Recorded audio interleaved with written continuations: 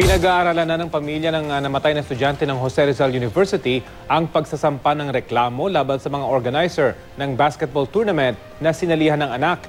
Nag-collapse ang 17 anyos na si CJ Servillon at natagalan daw bago dumating ang medics. Balita hatid ni Mav Gonzalez. Kapapasok lamang ni CJ Servillon sa Team A ng Jose Rizal University Light Bombers. Pero bago pa man magsimula ang maningmingsanang basketball career, namatay si CJ habang naglalaro sa isang pre-season game. Bumuhos ang pakikiramay sa burol ng high school basketball player kagabi. Kwento ng kaibigan at teammate niya, may nararamdaman na raw si CJ bago pa ang laro, pero tuluyang nag-collapse noong time out. Nung nagwa-warm up kami, yun, sinabi niya na nahihilo na siya. Naglaro pa rin, na-shock talaga kami sa kanya. Na siyempre nagulat kami, hindi agad kami napayak na ano nangyari. Tapos dahan-dahan siyang pinipigilan niya sarili niya. Nangingisay na siya.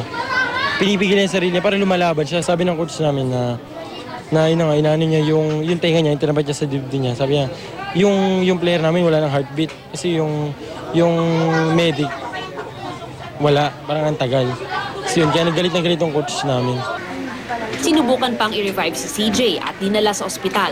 Pero matapos ang 2 araw sa intensive care unit, pumanaw siya noong linggo. Masakit po sa kami yung pagkawala niya sa amin.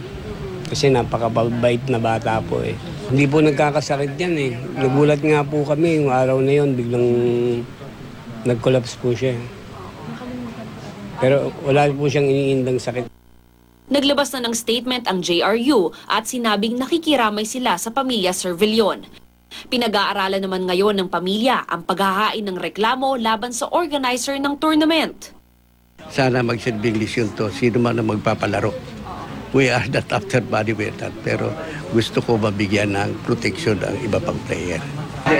Sinisikap pang kunin ng GMA News ang panig ng organizer.